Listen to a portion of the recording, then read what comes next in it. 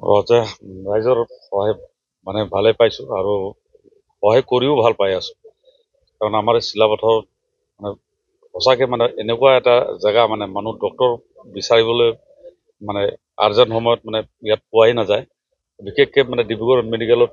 আছে যদিও ভাল চিকিৎসা নহয় বুলি বহুতেই কয় শুনো পাওঁ তো এনেকুৱা পেচেণ্ট